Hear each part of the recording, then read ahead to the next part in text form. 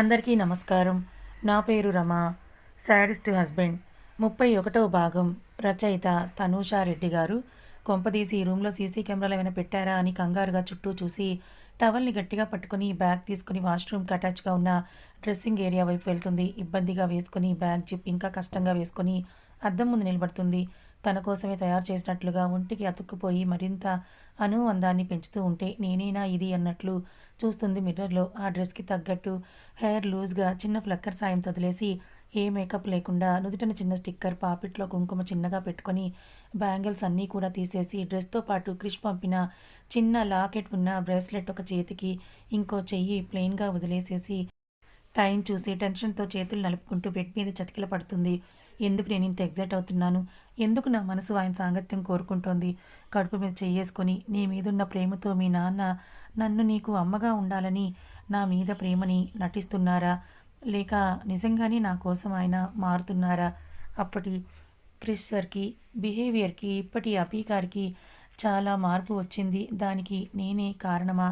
లేక ఆయన ఎదురు చూసే పాపన?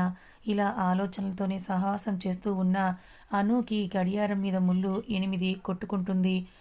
ఆ శబ్దానికి బయటికి వెళ్ళలేక, అక్కడ ఉండలేక బెడ్ చుట్టూ పచార్లు కొడుతున్న అనూకి క్రిష్ డోర్ నాక్ చేసిన సౌండ్కి గుండెని పిడికిట్లో పట్టుకొని చూస్తుంది. అను, రెడీ అయ్యావా? అను ఈసారి తలుపు తెరుచుకొని లోపలికే వస్తాడు. క్రిష్ తెరుచుకున్న శబ్దానికి కళ్ళు తలుపు వైపు తిప్పితే ఇద్దరి కళ్ళు ఒక క్షణం పాటు కలుసుకుంటే ఆ కళ్ళల్లో ఏదో కోరుకుంటున్న భావనైతే అతని కళ్ళల్లో ఏదో వెతకాలని చూసిన ఆమెకి ఏ భావం కానరాక నిరాశ చెందుతుంది. ఆమెని కింద నుంచి పై వరకు చూసి మెడలో ఉన్న తాలి మీద చూపు నిలిపి కమ్ అని అంటూ చెయ్యందిస్తాడు. అతని చెయ్యి అందుకోకుండా ముందుకి నడుస్తూ ఉంటే క్రిష్ ఆమె వెనుక జగనం మీద ఒక నిమిషం చూపు నిలిపి చూపు తిప్పేస్తాడు. బయటకి అనుకుని నడుస్తున్నాను నీ ఆపి 2 చేతులతో ఎత్తుకొని స్టెప్స్ ఎక్కుతాడు క్రిష్. ఇటెక్కడికి అభి గారు? ముందు నన్ను కిందకి దించండి, నేను నడవగలనని అను అరుస్తుంది.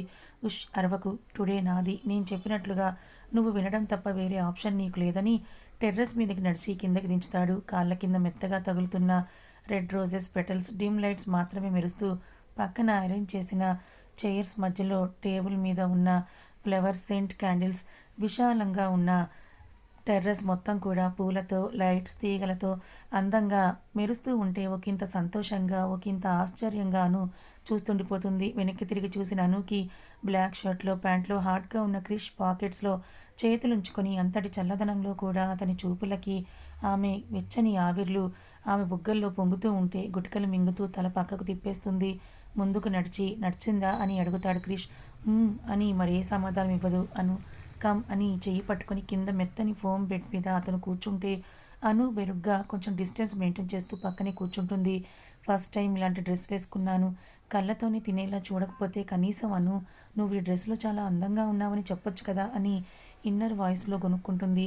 పైన రూఫ్ షెల్టర్ రిమూవ్ చేయడం వల్ల కనిపిస్తున్న నక్షత్రాలు, వాటి మధ్యలో వెన్నెల చూడ్డానికి నిజంగానే చాలా అందంగా ఉంటే అను పైన ఆకాశం వైపు చూస్తూ ఉంటే క్రిష్ అను వైపే చూస్తూ ఉంటాడు. అతని చూపులు గుచ్చుకున్న అనుకి ఒళ్ళంతా కంపిస్తే ఎందుకు అలా చూస్తున్నారని అడుగుతుంది.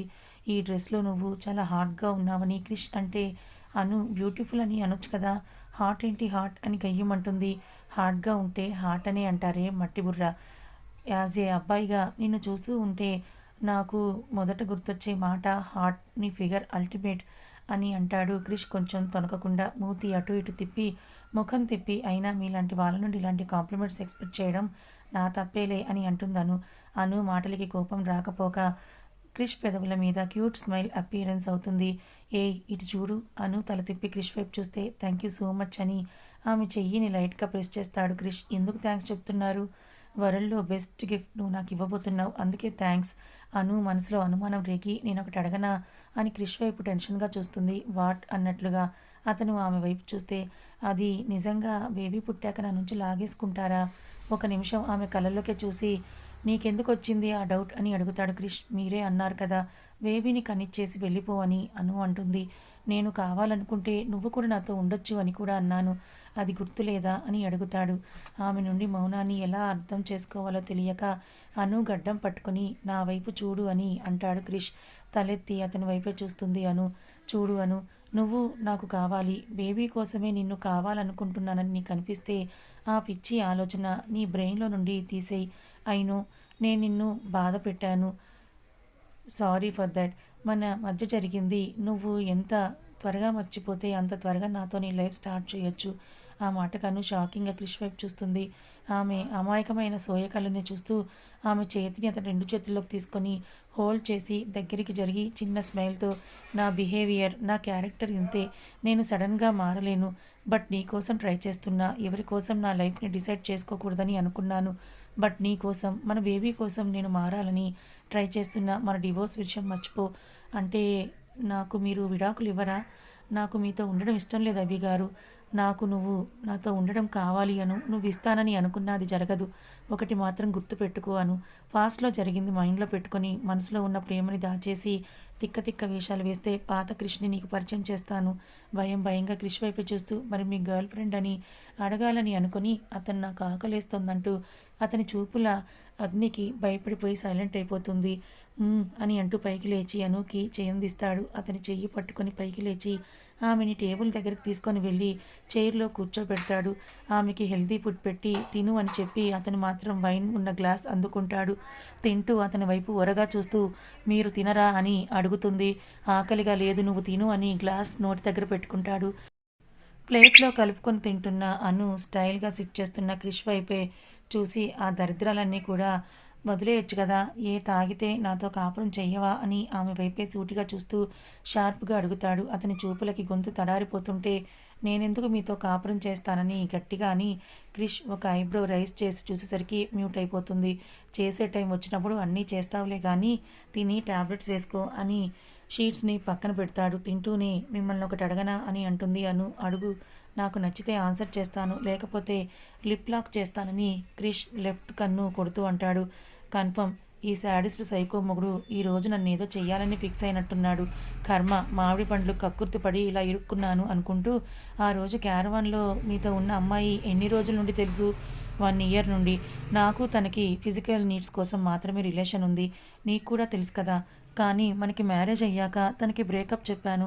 Don't feel jealous. నేను లాస్ట్ టచ్ చేసింది, ఇంక మీదట టచ్ చేసేది కూడా నిన్నే అని చిన్న క్యూట్ స్మైల్తో అంటాడు క్రిష్. మనసులో బటర్ఫ్లైస్ ఎగురుతూ ఉంటే బయటికి మాత్రం నాకెందుకు జెలస్, మీరు ఎవరితో తిరిగినా నాకే అభ్యంతరం లేదని పొగరుగా అంటుంది.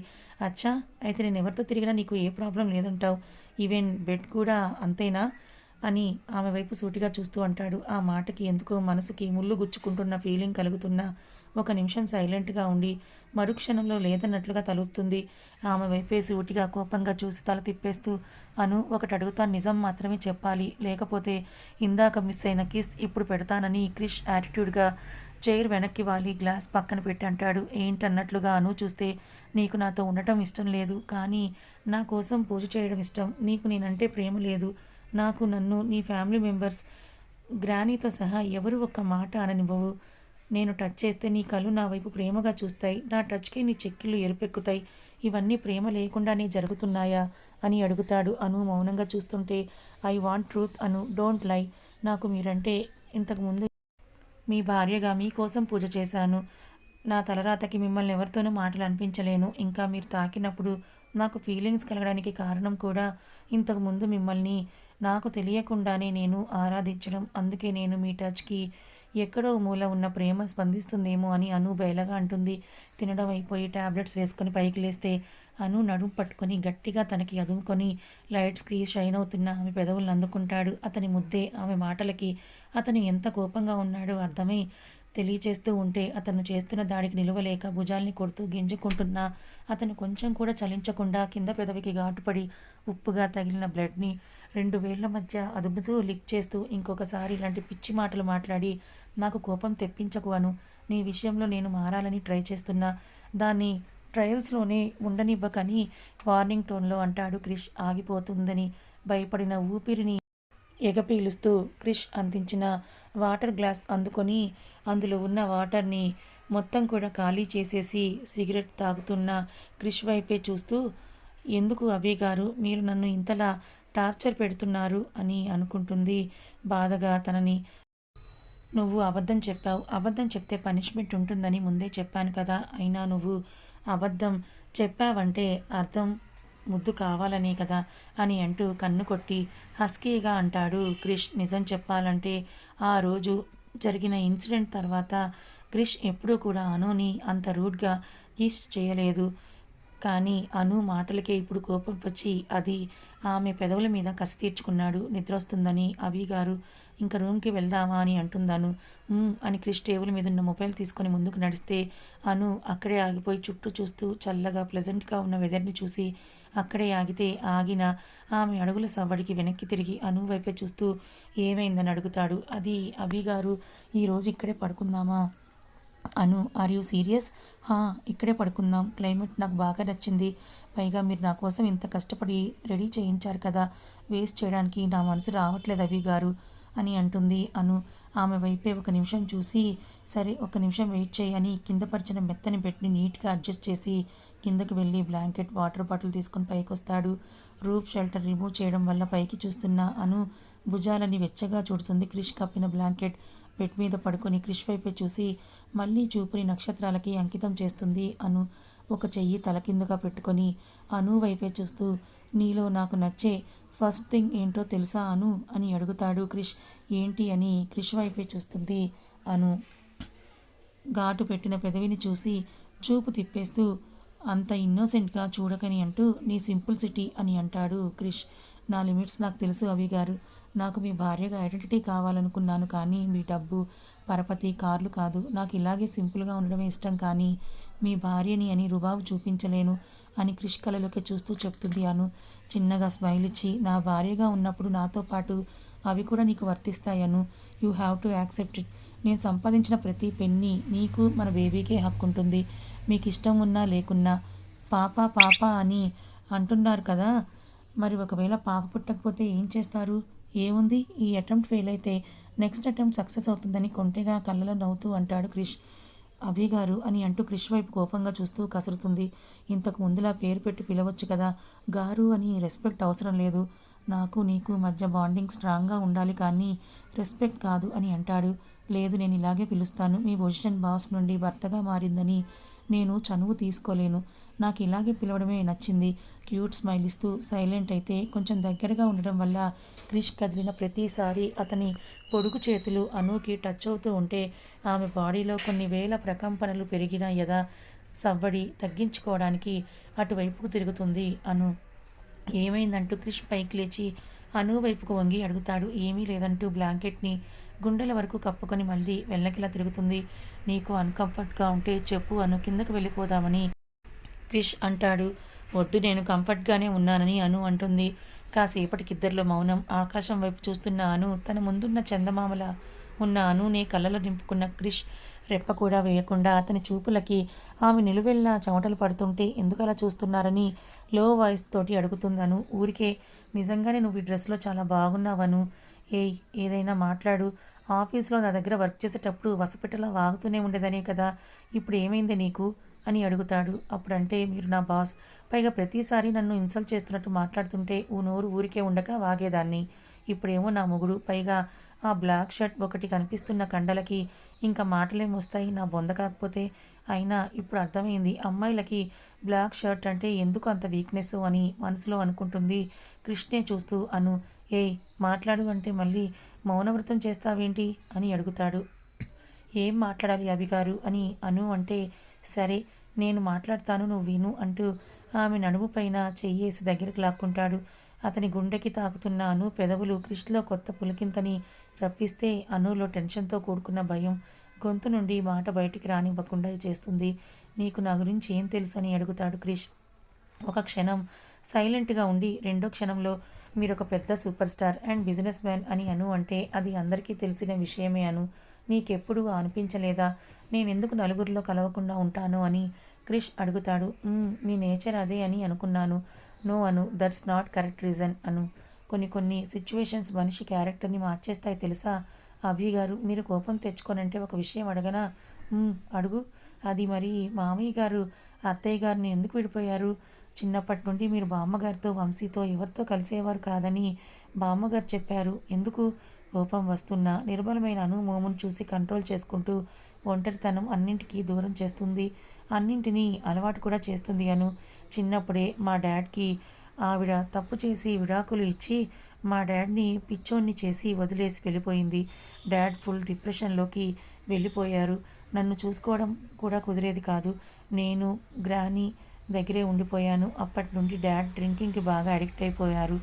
కానీ ఆవిడ మాత్రం వేరే వాళ్ళతో హ్యాపీగా సెటిల్ అయిందని పిడికిలి బిగించి అంటాడు క్రిష్. అలా ఎందుకు అనుకుంటున్నారు అభి గారు? ప్రేమ ఉన్న చోటే అపార్థాలు కూడా వస్తాయి. మావయ్య అత్తయ్య విషయంలో తప్పు చేశారని ఒక్కసారి కూడా ఆలోచించలేదు. మావయ్యతో విడిపోయి కన్న కొడుకుని దూరం చేసుకొని ఆవిడ ఎంత కుమిలిపోయి మిగతా మాట పూర్తి కాకముందే అతని చూపుల్లో తీవ్రతకి వణుకుతూ అను క్రిష్ వైపే చూస్తుంది. పిడికిలి బిగించి ఏరుపెక్కిన కళ్ళతో వేగంగా శ్వాస తీసుకుంటూ తనని చంపేసేలా చూస్తూ ఉన్న క్రిష్ని చూడలేక వణుకుతున్న స్వరంతో అది అభి గారు అని అను ఏదో చెప్పాలని చూస్తుంటే షటప్ అను, చనివిచ్చాను కదా అని నాకు నచ్చని నా పర్సనల్ విషయాల్లోకి ఇన్వాల్వ్ అవ్వకు. నా చిన్నప్పుడు ఈ సొసైటీ మీ అమ్మ లేదని నన్ను ఎంత హీనంగా చూశారో నువ్వు ఊహించలేవు. డాడ్ మామ్ విడిపోయారు, నన్ను ఎంతలా హేట్ చేస్తూ వచ్చారో తెలుసా? డాడ్ నా కళ్ళ ముందే నరకం అనుభవించారు. కానీ ఆవిడ హ్యాపీగా లైఫ్ని లీడ్ చేస్తోందని గట్టిగా దవడలు నొక్కి పెడుతూ అంటాడు క్రిష్. కథ ఇంకా ఉంది. క్రిష్ మనసు ఇప్పుడిప్పుడే మారుతోందని అనుకి నమ్మకం కలిగేలా చెప్పాడు. మరి అను క్రిష్ మాటల్ని నమ్ముతుందా? తల్లి కొడుకుల్ని అను కలుపుతుందా? తన తల్లి ఏ తప్పు చేయలేదని క్రిష్ తెలుసుకునేలా చేస్తుందా? మరి విడాకులతో విడిపోవాలనుకున్న వీరి జీవితం ప్రేమ బంధంతో ఒక్కటవుతుందా లేదా తెలుసుకోవాలనుకుంటే ఛానల్ని ఫాలో అవ్వండి. కథ నచ్చితే లైక్ చేయండి, మరికొంతమందికి షేర్ చేయండి. ఇలాంటి మరిన్ని మంచి కథల కోసం మన ఛానల్ని సబ్స్క్రైబ్ చేసుకోండి. Thank you.